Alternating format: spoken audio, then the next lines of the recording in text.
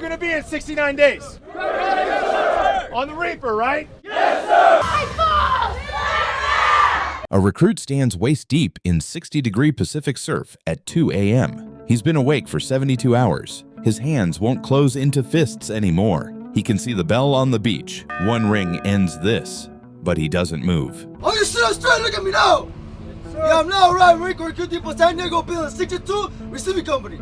The only words coming out of my mouth be yes sir, no sir, yes ma'am, and no ma'am, do you understand? Yes, sir! Navy SEAL training pushes the human body past what seems survivable. Candidates run over 200 miles in 5 days while operating on 4 hours of total sleep. Their core temperatures drop so low that medical teams monitor for shutdown. Some hallucinate, some collapse, 75% quit. The training kills some candidates, yet some survive, and here is how they do it. Who even gets to attempt this? Before a candidate touches BUD/S training, he must pass the physical screening test, swim 500 yards in under 12 minutes, knock out 50 push-ups in 2 minutes, 50 sit-ups in 2 minutes, 10 pull-ups without dropping, run 1.5 miles in under 11 minutes. These aren't aspirational numbers, they're the minimum gait. Medical exams follow, vision standards, cardiovascular screening, psychological evaluations, and security clearance. The Navy filters for baseline health because what comes next will stress every system in the body. Candidates who limp in with old injuries or hidden conditions wash out fast. Most recruits then enter a BUD/S prep phase lasting 5 to 8 weeks. This bridges general Navy fitness to SEAL-specific demands: swimming with fins for miles, long runs on sand, rucking with loaded packs, and aquatic conditioning. The goal is to thin the herd before heavy investment begins. Weaker candidates self-drop or get culled here. After prep comes orientation, 3 weeks of administrative check-in, gear issue, and cultural indoctrination. Instructors make it clear this is not a standard Navy assignment. The pressure to perform starts immediately, even though the runs and swims remain manageable. Candidates see the bell for the first time. They learn what it means. By the time actual BUD/S starts, many original candidates are already gone. BUD/ES spans roughly 24 weeks, divided into 3 phases. First phase lasts 7 weeks and has one purpose: to build raw endurance while breaking down the body in preparation for Hell Week. Every day begins with timed swims and runs. Distances increase, time allowances shrink. Candidates who fall behind their pace groups get punished. Extra calisthenics, surf immersion, extended drills. The surf is cold year-round, usually between 55 and 65 degrees. Recruits spend hours wet, cold, and covered in sand. Boat handling drills dominate the schedule. Inflatable boats weigh around 200 pounds. 6-man crews carry them overhead across obstacle courses, through surf zones, up and down beaches. If one man stumbles, the whole crew gets punished. Instructors rotate task assignments to test leadership under pressure. Log PT involves hoisting a 200-pound log overhead while sprinting, doing squats, or holding it extended. Crews pass the log between members while moving. Arms burn out. Shoulders lock. Sand works into every abrasion. Salt water stings raw skin. This is cumulative damage by design. The body doesn't get time to recover between sessions. Joints swell. Tendons inflame. Immune systems weaken. Recruits operate in a state of continuous physical degradation, exactly the condition the instructors want before Hell Week hits. Hell Week arrives in the 4th week of first phase. By then, candidates are already worn down. Hell Week lasts 5.5 days, starting at midnight Sunday and ending Friday afternoon. The primary threat isn't the running or the boat carries. It's hypothermia. Water conducts heat away from the body 25 times faster than air. The Pacific Ocean off Coronado averages 60 degrees. Standing waist deep in that water, motionless, will drop a person's core temperature within 20 minutes. Instructors know this. They use it. Candidates spend hours in the surf zone between drills. Sometimes they're moving, surf passage, swimming with boats, water-based evolutions. Other times they stand still, waiting for the next order. The cold invades through wetsuits, through booties, through neoprene that only slows heat loss but never stops it. Core body temperature below 95 degrees triggers hypothermia. Shivering becomes violent. Fine motor control disappears. Fingers won't grip, hands won't close. Below 90 degrees, shivering stops because the body can't generate enough energy. Confusion sets in, decision-making collapses. Medical staff have documented candidates with core temperatures below 90 degrees during Hell Week. At that threshold, the body is hours from shutdown. But the evolution continues until medical pulls someone out. Cold also attacks the brain. Candidates report that the freezing water is harder to endure than the physical exhaustion. One former SEAL said the hardest part wasn't the exercises, it was the bitter cold. The body screams to get out. Instinct demands escape. Overriding that instinct repeatedly for 5 days is what Hell Week measures. After Hell Week ends, many survivors exhibit permanently altered thermoregulation. Their hypothalamus resets to a lower temperature set point. For the rest of their lives, they sweat more than they did before. The body learned to cool aggressively because it was trained in an environment where overheating meant death. Candidates get approximately 4 hours of total sleep across the entire 5.5 days. That sleep comes in fragments, 10-minute cat naps, sometimes 20 minutes if a boat crew performs well. Some get less. A few high-performing crews might scrape together 2 hours total. Most get far less. After 48 hours without sleep, cognitive function starts breaking down. Reaction time slows. Memory encoding fails. Attention drifts. After 72 hours, hallucinations begin. Recruits see things that aren't there. Shadows moving, objects shifting, faces in the dark. Instructors exploit this. They issue complex orders with intentionally omitted details. If a boat crew catches the missing information and asks for clarification, they might earn a brief rest period. Most crews, fogged by exhaustion, miss it. They execute incomplete orders and get punished for failure. Sleep deprivation also strips emotional regulation. Candidates cry without provocation. Anger flares over nothing. Despair sets in suddenly, overwhelming. The bell starts looking rational, a logical solution to irrational suffering. Some recruits mentally check out entirely. They go on autopilot, moving through drills without conscious thought. Muscle memory and habit carry them forward while their minds shut down. This state can be adaptive. It conserves mental energy, but it also makes candidates vulnerable to errors that get them injured or pulled by medical staff. The brain under extreme fatigue produces intrusive thoughts. You don't have to do this. No one would blame you for quitting. This isn't worth it. Overriding those thoughts repeatedly while hallucinating and physically collapsing tests something beyond physical toughness. It tests whether a candidate can make mission-critical decisions when his brain is actively sabotaging him. That's the point. SEALs operate in conditions where sleep is impossible, where cold immersion is unavoidable, and where cognitive load is extreme. Hell Week simulates that. The ones who survive prove they can function when their minds break. Candidates eat 4 meals per day during Hell Week, often in unlimited quantities. Hot meals are deliberately used: soup, pasta, warm food that delivers calories and raises core temperature momentarily. The problem is energy balance. Running over 200 miles while carrying boats, logs, and gear burns approximately 8,000 to 10,000 calories per day. Even with 4 large meals, most candidates remain in caloric deficit. The body can't digest food fast enough to replace what's burning. Eating itself becomes a challenge. Candidates are often soaking wet, covered in sand, nauseous from fatigue and cold. Sitting still to eat feels impossible when the body is keyed up on adrenaline and stress hormones. But skipping meals accelerates breakdown. Glycogen stores deplete, muscles start breaking down for fuel, and immune function crashes. Instructors time meals strategically. Sometimes they're placed right after a grueling evolution, offering brief warmth and relief. Other times, recruits eat while still moving, grabbing food between drills. There's no designated rest period for digestion. The stomach has to process fuel while the body keeps running. Hydration is equally critical. Candidates lose fluids through sweat, cold-induced diuresis,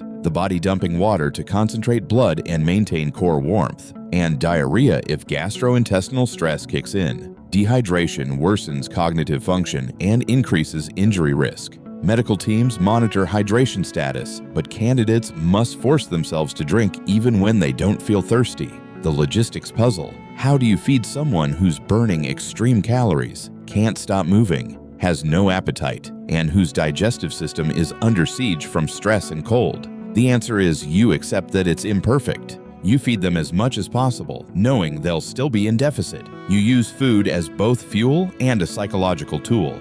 A brief moment of warmth in the cold. BUD/S embeds medical teams directly into training. Corpsmen monitor vital signs, track injuries, and pull candidates showing dangerous symptoms. But the system operates at the edge of acceptable risk. Medical staff watch for hypothermia, shivering intensity, coherence, and ability to follow commands. They check for rhabdomyolysis, where damaged muscle tissue releases proteins into the bloodstream that can shut down the kidneys. They assess overuse injuries, stress fractures, tendon ruptures, and joint swelling. The challenge: distinguishing between dangerous breakdown and painful but survivable stress.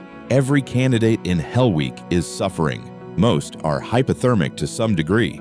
All are cognitively impaired. Medicine has to decide who's approaching irreversible damage and who can keep going.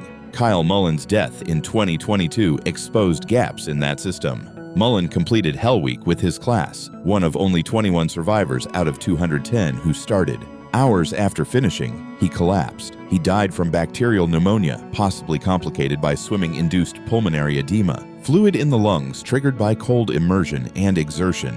Investigations revealed failures. Medical oversight was inadequate. Treatment was delayed. More troubling, investigators found evidence of performance-enhancing drug use among multiple candidates in Mullen's class, steroids and SARMs, used to maintain strength under impossible physical load. The selection pressure had created perverse incentives. Candidates felt compelled to dope just to keep up. Since 1953, at least 11 candidates have died during SEAL training. Between 2013 and the early 2020s, more SEALs died in training than in some combat theaters. That statistic raises questions. If the training is deadlier than the mission, is the risk justified? The Navy argues yes, that operating in extreme environments requires extreme preparation, that SEALs must prove they can survive conditions that would kill most people. But Mullen's death forced reforms, tighter medical protocols, more aggressive monitoring, and closer scrutiny of candidate health. The tension remains unresolved. Push too little and you don't get warriors capable of operating in chaos. Push too much and you kill the people you're trying to train. Hell Week is the most famous filter, but it's only one phase. Survivors still face 17 more weeks of BUDS. The second phase lasts 7 weeks and focuses on diving. Candidates train with open-circuit and closed-circuit rebreathers, learn underwater navigation, and practice submarine lock-in and lock-out procedures. The aquatic environment introduces new failure modes, panic attacks underwater, ear and sinus injuries from pressure changes, and inability to manage breath control in zero visibility. Swimming-induced pulmonary edema remains a threat. Cold water immersion combined with exertion can cause fluid to leak into the lungs. Candidates must recognize the symptoms: shortness of breath, coughing, chest tightness, and surface before drowning. Some don't. SIP has contributed to training deaths. Third phase shifts to land warfare. 7 weeks of small unit tactics, land navigation at night, demolitions, rappelling, and continuous operations. The final weeks often take place on San Clemente Island, a remote, rugged training ground that simulates deployed environments. One drill involves 7 days of continuous operational tempo, planning missions, executing raids, navigating hostile terrain, all while sleep-deprived and physically degraded. It's Hell Week stretched across a different domain. Less cold water, more tactical complexity. Candidates who survive all 24 weeks of BUD-S still aren't SEALs. They move on to SEAL qualification training, which lasts another 6 months. Then parachute school. Then advanced tactics. Only after completing the entire pipeline do they join operational teams. The attrition rate across the full pipeline is severe. Most who start never finish. Surviving SEAL training leaves marks.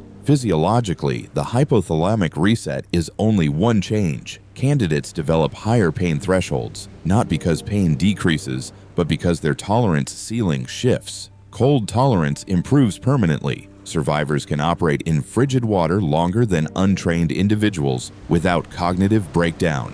Joint damage accumulates. Knees, shoulders, and ankles take repetitive stress that creates microfractures, cartilage wear, and tendon inflammation. Some of this heals, some don't. Many former SEALs carry chronic joint problems for life.